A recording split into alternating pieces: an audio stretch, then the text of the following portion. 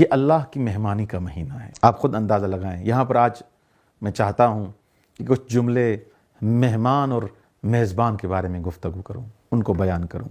هو الشہر دعیتم فیہ الی ضیافت اللہ، یہ ایسا مہینہ ہے جس میں آپ کو دروا کے بلایا گیا ہے اللہ کی مہمانی کی طرف، خدا کی مہمانی کی طرف، خدا کی مہمانی کی جانب۔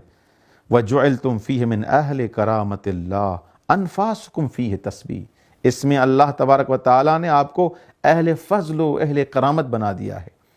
اس مہینے میں تمہاری سانسوں کو تسبیح قرار دیا گیا ہے، تمہاری نیند کو عبادت قرار دیا گیا ہے، اور اعمال کو قبول شدہ قرار دیا گیا ہے۔ وَدُعَاؤُكُمْ فِيهِ مُسْتَجَاب، اس مہینے میں اتنا اللہ کا فضل و کرم ہے، اس مہینے میں دعا کے چانس قبول ہونے کے زیادہ ہیں، آپ کی دعائیں قبول ہیں۔ اس ماہ مبارک رمضان میں اللہ نے یہ فرمایا کہ میں میزبان ہوں اور آپ مہمان۔ اس سے بہترین میزبان کون سا؟ کیونکہ خدا میزبان ہے، آپ مہمان ہیں۔